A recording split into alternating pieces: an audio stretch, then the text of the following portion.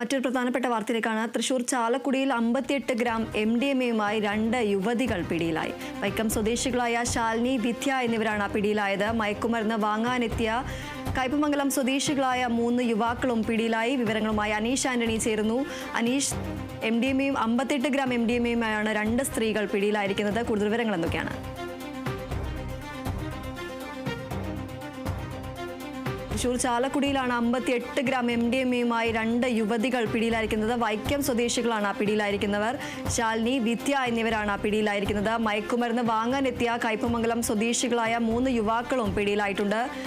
ചാലക്കുടിയിലാണ് 58 gram MDMAയുമായി 2 സ്ത്രീകൾ പിടിയിലായിരിക്കുന്നത്. വൈക്കം സ്വദേശികളായ സ്ത്രീകളാണ് പിടിയിലായിരിക്കുന്നത്. അതോടൊപ്പം തന്നെ മയക്കുമരുന്ന് വാങ്ങാനെത്തിയ കയ്പമംഗലം സ്വദേശികളായ 3 യുവാക്കളെയും പിടികൂടിയിട്ടുണ്ട്.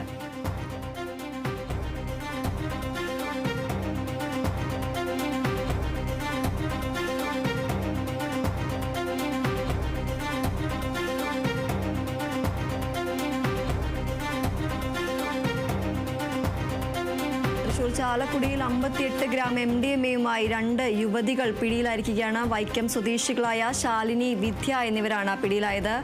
മയക്കുമരുന്ന് വാങ്ങാനെത്തിയ കയ്പമംഗലം സ്വദേശികളായ 3 യുവാക്കളെയും പിടികൂടിയിട്ടുണ്ട്. ഇവർ സഞ്ചരിച്ച കാറും പോലീസ് കസ്റ്റഡിയിലെടുത്തു. 2 യുവതികളാണ് ഇപ്പോൾ 58 ഗ്രാം MDMAയുമായി പിടിയിലായത്.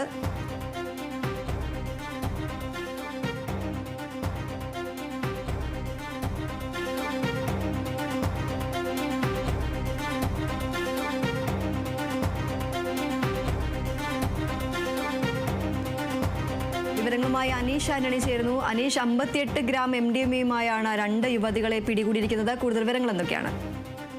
ദീപ്തി, അല്പം മുമ്പാണ് ചാലക്കുടി ടൗണിൽ വെച്ച് ഇത്തരത്തിൽ MDMAയുമായി, അത് ചെറിയ അളവിലല്ല, നമുക്കറിയാം 58 ഗ്രാം ഉണ്ട്. അതായത് വിപണിയിൽ വലിയ വില ഇതിന് ലഭിക്കും. അതായത് വലിയ അളവിലുള്ള ഒരു MDMA കടത്തു തന്നെയായിരുന്നു. അതാണ് ചാലക്കുടി പോലീസ് പിടികൂടിയത്. ചാലക്കുടി ACP VK രാജുവിന്റെ നേതൃത്വത്തിലുള്ള സംഘമാണ് ഇത്തരത്തിൽ രഹസ്യ വിവരം ലഭിച്ചതിനെ തുടർന്ന് ചാലക്കുടിയിൽ എത്തി ഇത്തരത്തിൽ പരിശോധന നടത്തി. പരിശോധനയിലാണ് യുവതികളുടെ ബാഗിൽ നിന്നും 58 ഗ്രാം MDMA പ്ലാസ്റ്റിക് കവറിലാക്കിയ നിലയിൽ കണ്ടെത്തിയത്. ഈ യുവതികൾ വൈക്കം സ്വദേശികളാണ്. ഇരുവർക്കും 31 വയസ്സ് മാത്രമാണ് പ്രായം. ഇവരുടെയും പേര്, ഒരാൾ ശാലിനി, രണ്ടാമത്തെയാൾ വിദ്യ.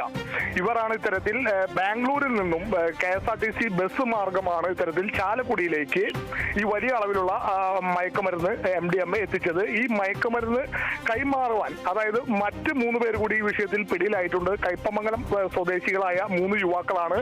ഈ യുവാക്കൾക്ക് വേണ്ടിയാണ് ഈ യുവതികൾ മയക്കുമരുന്ന് ബാംഗ്ലൂരിൽ നിന്നും ചാലക്കുടിയിലേക്ക് കടത്തിക്കൊണ്ടുവന്നതെന്നാണ് പ്രാഥമികമായി ലഭിക്കുന്ന വിവരം. ഈ 3 യുവാക്കൾ ഈ മയക്കുമരുന്ന് വാങ്ങാൻ ചാലക്കുടിയിൽ എത്തി കാത്തു നിൽക്കുന്നതിനിടെയാണ് പോലീസ് സംഘം ഈ 3 യുവാക്കളെയും 2 യുവതികളെയും കൈയോടെ പിടികൂടിയത്. യുവാക്കൾ കയ്പമംഗലത്തു നിന്നും ചാലക്കുടിയിലേക്ക് എത്തിയ ഇവരുടെ കാറും പോലീസ് സംഘം കസ്റ്റഡിയിൽ എടുത്തിട്ടുണ്ട്. എന്തായാലും നിലവിലിപ്പോൾ 3 യുവാക്കളും ഈ 2 യുവതികൾ ശാലിനി, വിദ്യ, വൈക്കം സ്വദേശികളായി ഇരുവരും 5 പേർ ഇപ്പോൾ ചാലക്കുടി പോലീസിന്റെ കസ്റ്റഡിയിലുണ്ട്. 5 പേരെയും പോലീസ് വിശദമായി ചോദ്യം ചെയ്യും. ഈ പിടിക്കപ്പെട്ട ഈ 2 യുവതികൾ നേരത്തെയും ഇത്തരത്തിൽ മയക്കുമരുന്ന് കേസുകളിൽ ഏർപ്പെട്ടിട്ടുണ്ടോ എന്നതുൾപ്പെടെയുള്ള കാര്യങ്ങൾ പോലീസ് പരിശോധിക്കും. അതുപോലെ തന്നെ വാങ്ങാനെത്തിയ 3 യുവാക്കളെയും വിശദമായി പോലീസ് സംഘം ചോദ്യം ചെയ്യും. ഇവരുടെ ഹിസ്റ്ററിയും പോലീസ് എടുക്കും. ഇവരും നേരത്തെ മയക്കുമരുന്നുമായി ബന്ധപ്പെട്ട കേസുകളിൽ പിടിയിലായിട്ടുള്ളവരാണോ എന്നത് ഉൾപ്പെടെയുള്ള കാര്യങ്ങൾ പോലീസ് പരിശോധിക്കുന്നുണ്ട്. മാത്രമല്ല, ബാംഗ്ലൂരിൽ എവിടെ നിന്നാണ് ഇവർക്ക് ഈ 2 യുവതികൾക്ക് മയക്കുമരുന്ന് ലഭിച്ചത്, ഇതിന്റെ ബാക്കിയുള്ള മറ്റ് കണ്ണികൾ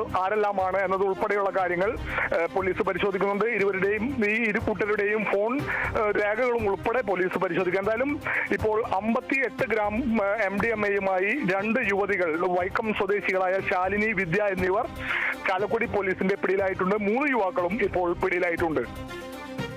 ശരി, ചാലക്കുടിയിലാണ് 58 ഗ്രാം MDMAയുമായി 2 യുവതികൾ പിടിയിലായിരിക്കുന്നത്. വൈക്കം സ്വദേശികളാണ് പിടിയിലായിരിക്കുന്നവർ. ശാലിനി, വിദ്യ എന്നിവരാണ് പിടിയിലായത്. ബംഗളൂരിൽ നിന്നും KSRTC ബസ് മാർഗമാണ് യുവതികൾ മയക്കുമരുന്ന് ചാലക്കുടിയിൽ എത്തിച്ചത്. ഇവർ സഞ്ചരിച്ച കാറും പോലീസ് കസ്റ്റഡിയിലെടുത്തിട്ടുണ്ട്. മയക്കുമരുന്ന് വാങ്ങാനെത്തിയ കയ്പമംഗലം സ്വദേശികളായ 3 യുവാക്കളെയും പോലീസ് പിടികൂടി. ചാലക്കുടി ACP VK രാജുവിന്റെ നേതൃത്വത്തിലുള്ള പോലീസ് സംഘമാണ് പ്രതികളെ പിടികൂടിയത്. രഹസ്യവിവരത്തിന്റെ അടിസ്ഥാനത്തിൽ നടത്തിയ പരിശോധനയിലാണ് പ്രതികളെ പിടികൂടിയത്. അനീഷ് ആന്റണിയാണ് വിവരങ്ങൾ നൽകിയത്.